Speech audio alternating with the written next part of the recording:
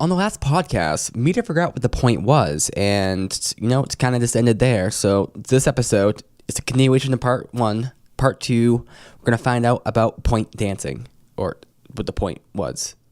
We need to talk.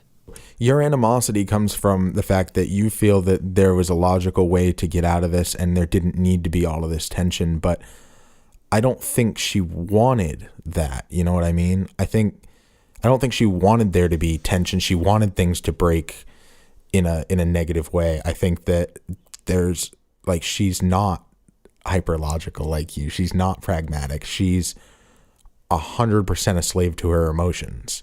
Knowing Ashley, that's a really hard place to be in, and you feel conflicted, you feel confused, you feel so many different things. Untying all of that on a conscious level is really, really hard to do when you're buried deep in those emotions. So however they came out, I'm sure may not have been the best way, but they may have been the only way, because she didn't consciously know necessarily all of the things that you're talking about. Like you did, but that's you. Like you're super divorced from that and able to think like that. I don't think she was. Yeah.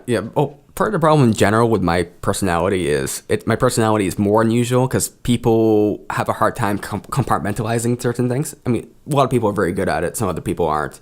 I think people tend to be more in the middle, but with relationships tend to be like a big soup for people.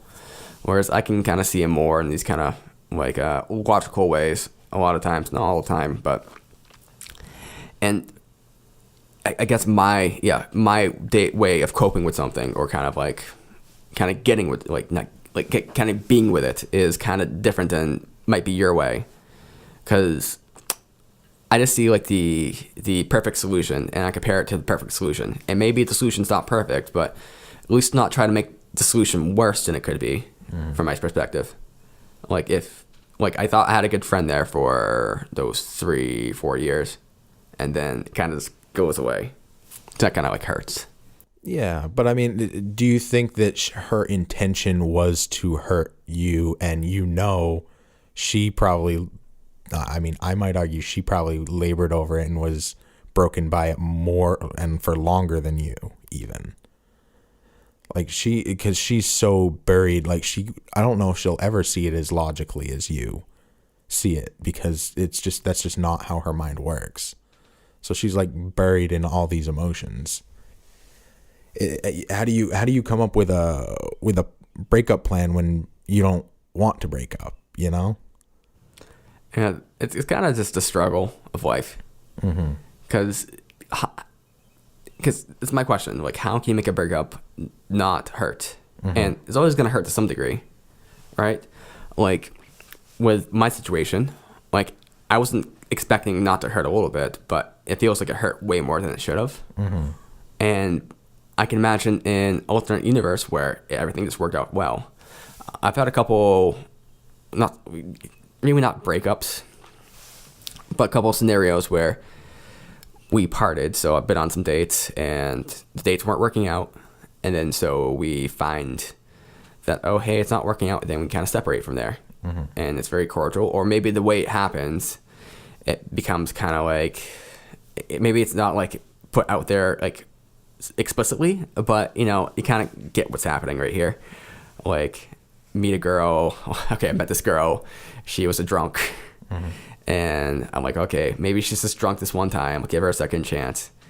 And she seems a little bit bad at planning stuff out and canceling. And then so we made plans, and then she canceled because she's not going to see these friends in a while. I'm okay, this is the end. There's not much more to that. Yeah, but you hadn't had sex. That wasn't your first major girlfriend that you'd been with. I feel like there was so much tied up in it. She didn't want to break up with you. That, her heart didn't want to break up with you. So the fact that she did want to break up with you for selfish reasons, but she didn't because she cared about you, made it so much more difficult that thinking logically wasn't an option. You know what I mean? Yeah. One thing about that I think as well is I think her seeing me healthy again is kind of makes her angry too. Because if she saw me and I was like cooped up or whatever, still had the agoraphobia, then that would be a different matter. Because then it's like, oh, I made the right choice. But now if she sees me in a healthy state, then that might make her kind of mad because she's like, this is what I missed out on, or I don't know how to interact with this person now because like there's a I don't know what the calculation I'm trying to make. There's a word there, but I can't quite find it. But there's looking at that situation and how I'm just out there and about. It's gonna be hard to see if that was like a big culmination of your life or a big point. Yeah, I'm wondering if she felt any guilt in that situation too. Like, wow, he's fine without me. Does that mean that like I was part of the problem? And like now that he got rid of me, he's great. He's fine. Like I had no effect on him, and if I had any effect, it was a negative effect. Because the last time I saw him, he was awful. He was in a bad spot, and now he's clearly not. And on top of that, he doesn't even know who the fuck I am anymore. There's a lot of layers there. Like,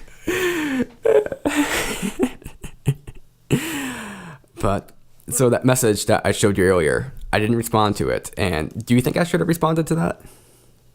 I mean, I don't know, man. That's a minefield every step of the way. Yeah, like I thought this would be a can of worms. I mean, the first response I was gonna do was, sorry, do I know you? Okay, yup. Okay, throw out a joke. That's a good one. She would flip. She would probably lose her mind. But this is also where it's confusing for me too, because like I'm gonna say I don't care about her, but I do care about her in some way. I mean, she has like a tragic backstory. It's like I don't want to be dismissive of that experience and also dismissive of her emotions. But at the same time, I don't know how to interface with her. Like I've just chosen not to interface with her at all anymore because I don't know how I can do anything to make things better for her or for me. Because maybe you just, don't contact with them, which is what I've been doing. But then, sour, maybe I'm like, okay, maybe if this is her, maybe we can kind of reconnect and, not be friends necessarily, but just kind of like be on good terms. But it wasn't the case. So you definitely felt like you guys left on bad terms. Yeah. And she's not a friend to you, is how you feel? You feel like she's not your friend? No. Per se? No, I haven't known her she was my friend back in 2011, 2012 maybe. Let's say 2011, but she's not my friend now because I haven't known her for 8 years. So, if you think she's gonna come to that bank again? She has to for work. Wow. Okay. So, how often are you going to see her? She only seems to come on Sundays, and last time she came, I didn't help her. I didn't talk to her.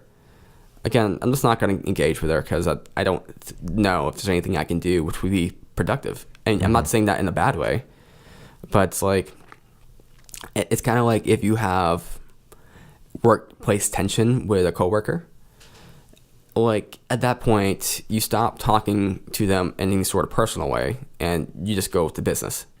So if I do have to interact with her, she's just going to be a bank customer, like nothing personal. Because I don't know how else to interact with her besides on a business level. If she wants to act beyond that, then maybe she can bring something like that. But I don't care that she does, because again, it's just a whole mess of worms. I don't want to get into something where it's going to be more effort than anything's worth. Like if there's some resolution made there, that'd be nice. But it's like I'm not going to put that effort now because I tried to make a little effort. Maybe it backfired on me. Wait, how'd you try and make a little effort? Hey, do I know you? Okay. By telling her I don't know who you are? No, well, for me, that's so that was my way of hedging that I didn't know it was her. Right? And I understand that maybe if from her point of view, I should have obviously known her, then it comes off as very defensive. Like I was fucking with her. Right. From my perspective, I wasn't fucking with her. Right. I was just, not certain if it actually was her. Right. So I get there's that distinction there. But that was a way to try to reconnect with her and kind of like maybe just re-solidify like that things are good, that we're people. Like Like it's not even like So she cheated on you. What if she thinks that you hate her? it's been so long, I don't care. So here's my thinking. She thinks that you hate her. She sees you out in the wild, and your response is, I don't even fucking know you. That sounds like, if that's the headspace you're in, that sounds super plausible. Like you were trying to you weren't just trying to pretend you don't know. You were trying actively to be a dick in order to prove a point to her that she doesn't mean anything to you.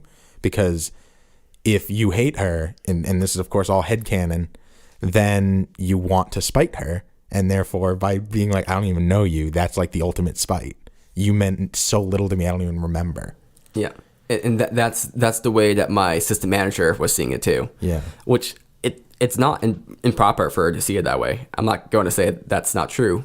Maybe there's a better way I could have said it. But also at the same time, I don't think that what I said was necessarily bad, because she does look different. It's been 9 years. So I think there's a case for both sides there. Like, again, showing the pictures of her to my bank colleagues from like 9 years ago and how she used to look. They're like, okay, I could see why maybe you wouldn't think it was her. But that wasn't ever explained to her. Oh, yeah. But why would I explain to her with that sassy text she sent me? Well, maybe in person you'd be like, "Oh my goodness, I can't believe I didn't recognize you. It's been so long." Did you say something to that effect? Something to that effect, but the response was, I can't do the response justice, but it was like, "Oh, do I know you?" Yeah.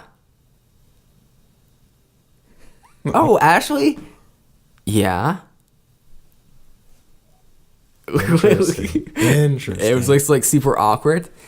Like, she did not want to talk to me. Like, okay. It was pretty clear. And maybe I started off badly by asking, do I know you? Maybe that's where I went wrong. Maybe. Well, I mean, really isn't the answer to that question no? No. Do I know you? No. You don't. Not this me. Not the new me. Not the me of 9 years later. Not the me that popped a baby out my vag. See these biceps right here? You don't know these biceps. You don't know me, points to biceps. Like, this is what it's all about now. Did you know that chimichanga has grown 3 times in size? I didn't know that. Yeah. Is that the name of your bicep? Or her baby? My dick.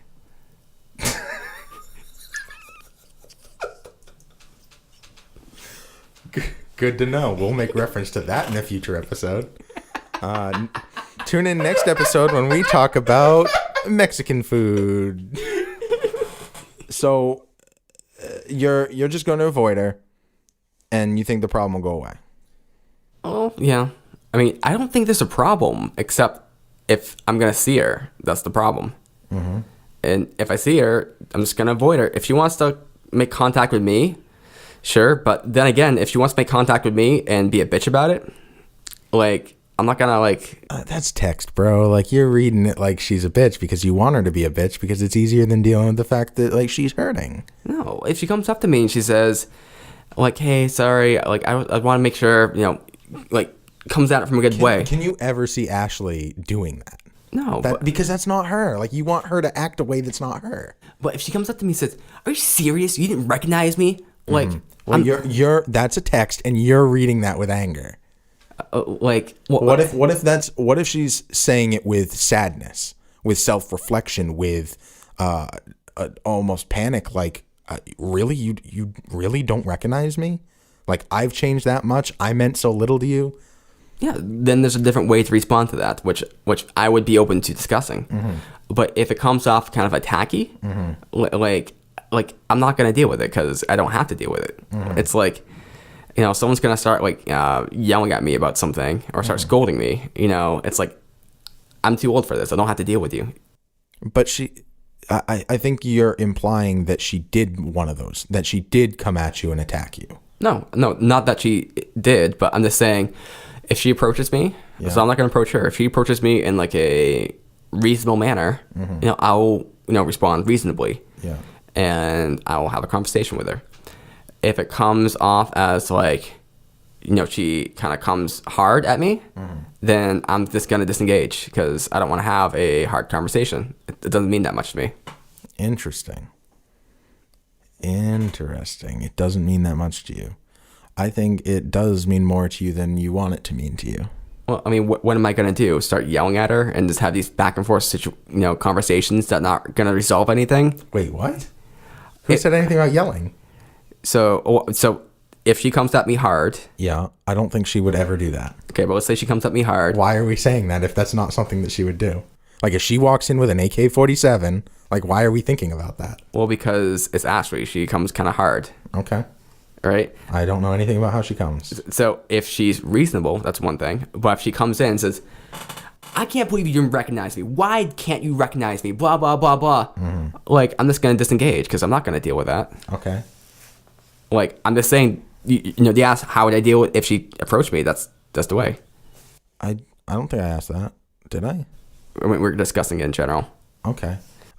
So I'm not concerned at her coming at you angry. I don't think she would want to open that can of worms, but I do think that she's hurt by all of this.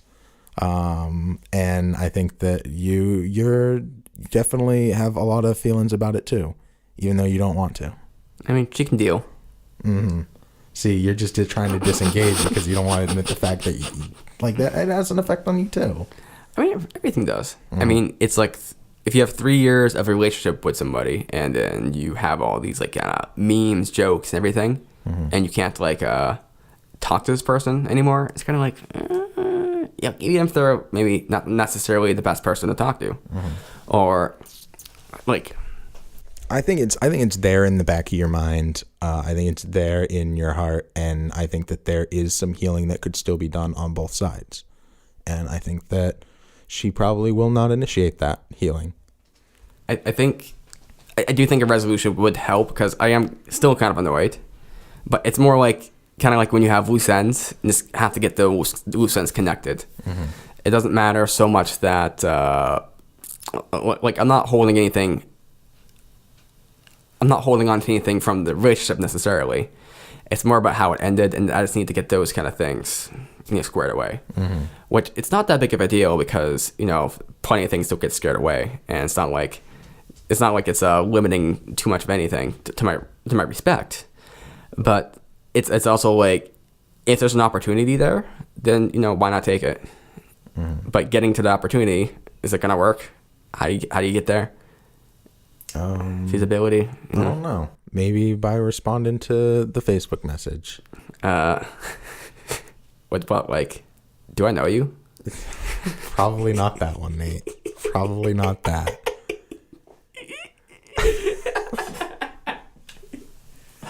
I argue you guys don't know each other. We don't. Well, there you go.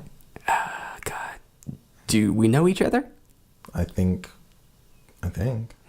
Do you know us? Because if you don't, well, guess what? We have a Facebook page. It's facebook.com/We Need to Talk Show. I don't get why we plug our own stuff. And twitter.com/WNTTTTTTTTTT1. You got to put all those T's in, people. Count them. That's how many T's there are. So you have some snaps in the background that we can keep rhythm. Isn't, T, T, T, T. Ooh, that's a game people won't know. That's a secret game that we have that no one else knows except for Mr. Just. And then we'll also have a Pandora's Box. Definitely go in there. Yeah, we did recently release on Pandora, so you can listen to us there if that's someplace you'd rather listen. I know I was talking to somebody, my good friend GTA. He said that he always used to watch us on YouTube, and he's like, why do you guys keep producing this show if there's only like 12 subscribers on YouTube? I'm like, well, most people don't listen on YouTube. Like, that's a really odd place for people to be listening to a podcast. I would highly suggest checking out Spotify, Pandora. Any Apple phone has a built-in streamer for podcasts, and I think Androids do too now. Androids have been ahead of the game on podcasts. They created podcasts. So what listening platform is default on Android for podcasts? Good question. Well, is it Castbox? I never used the default one, to be honest, because I've had a favorite since Android 4 came out, and it's Podcast Addict. That's the one I use. Oh, interesting. I haven't even heard of that one. Are we on it? Well, yeah. I mean, it searches. It's a podcatcher in general. Yeah. You can use it to search the iTunes libraries, but also searches as libraries in general. So it always finds our podcast. Sweet.